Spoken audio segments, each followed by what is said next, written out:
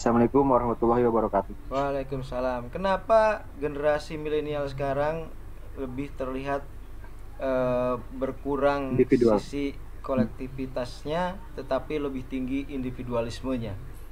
Ada beberapa hal penyebab, ya.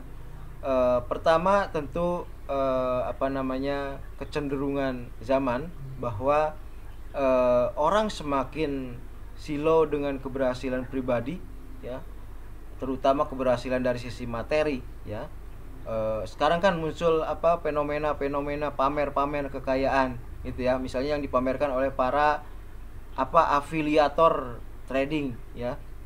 eh, Afiliator eh, apa eh, yang terlihat di trading misalnya, ya, mereka memperlihatkan Lamborghini, memperlihatkan motor gede gitu, ya, rumah yang mewah gitu, ya. Nah, itu menjadi salah satu penyebab kenapa milenial semakin individualis. Mereka semakin tertantang untuk mewujudkan keberhasilan pribadinya gitu, ya. Dan nilai-nilai ternyata sekarang lebih condong pada nilai materi. Semakin kaya seseorang akan semakin dihormati, semakin dihargai. Kemudian sisi lainnya adalah karena telah tergerusnya nilai-nilai kolektivitas itu, ya. Karena telah tergerusnya dari sisi bernegara pun seperti itu. Kita lihat amandemen konstitusi seperti saya katakan, itu seperti tergerusnya kolektivitas, ya.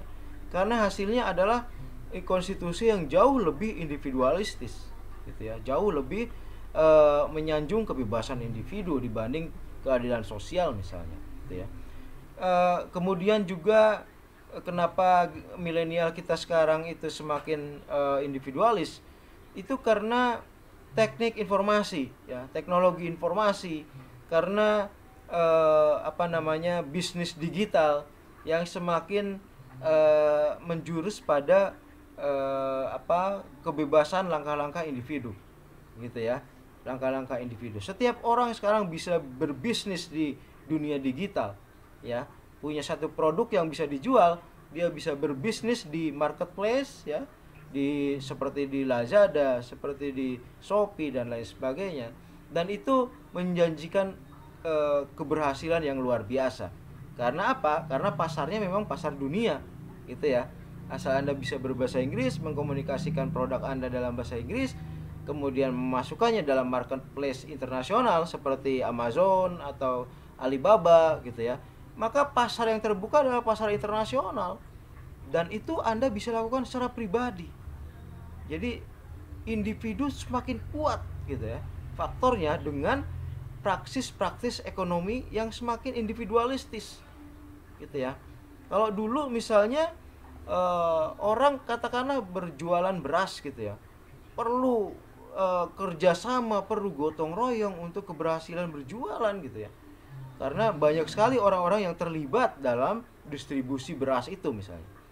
Tetapi kalau sekarang, ya, lewat marketplace orang bisa menjual apapun sendiri, bahkan tanpa perlu untuk capek-capek gitu, ya.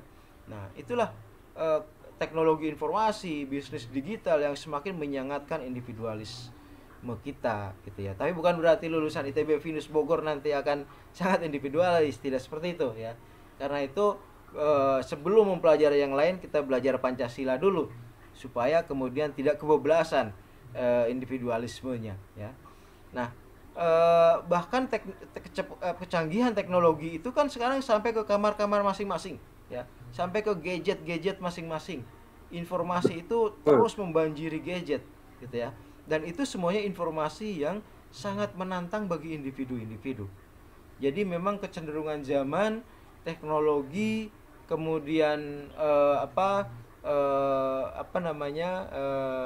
standar nilai itu membuat generasi milenial menjadi sangat individualistis, ya. Tetapi kita tidak perlu khawatir juga karena sebenarnya bibit dari kolektivisme itu tetap ada, ya, dalam jiwa milenial Indonesia gitu, ya. Misalnya begini, misalnya kalau ada event-event katakanlah bulu tangkis atau sepak bola, itu kan luar biasa kebersamaan bangsa kita, ya. Muncul di situ sisi kolektivisme bangsa kita. Kalau misalnya ada katakanlah musibah seperti kemarin di Palu ya, gempa bumi dan ditambah tsunami. Nah itu kan banyak sekali simpati-simpati dari seluruh daerah termasuk dari milenial untuk ikut menyelesaikan masalah karena musibah ini gitu.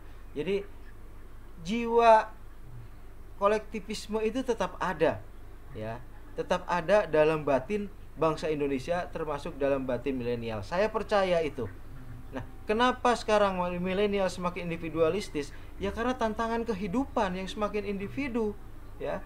Tantangan kehidupan yang semakin berat, ya. Semakin berat dan tidak mungkin diselesaikan kalau bersama gitu ya. Bekerja di dalam koperasi dan bekerja secara pribadi di dalam marketplace, keberhasilannya itu akan lebih cepat bekerja secara pribadi dalam marketplace ya, dibanding secara bersama di dalam koperasi misalnya. Koperasi bisa berkembang, tetapi bagi individu sendiri-sendiri tentu saja itu perkembangan yang akan lamban gitu ya. Jadi seperti itu ya. Jadi memang akan ada fenomena di mana setiap orang ditantang untuk hanya memikirkan diri sendiri karena memang itu tuntutannya, tuntutan keberhasilan. Tetapi karena jiwa bangsa kita itu sudah kuat dalam kolektivisme, maka pada momen-momen tertentu tentu saja rasa kolektivis itu akan muncul. Saya kira itu ya. Tinggal kita sebagai katakanlah mahasiswa memikirkan bagaimana untuk memantik lebih besar lagi jiwa-jiwa kolektivisme itu. Ya, jiwa-jiwa sosial, jiwa-jiwa katakanlah sekarang kita memasuki era entrepreneur, tapi entrepreneur sosial gitu ya, entrepreneur yang berjiwa sosial, entrepreneur yang memikirkan keadilan sosial bagi seluruh rakyat Indonesia. Saya kira itu ya sebagai jawaban dari pertanyaan Fatah ya. Oke, silakan yang lainnya.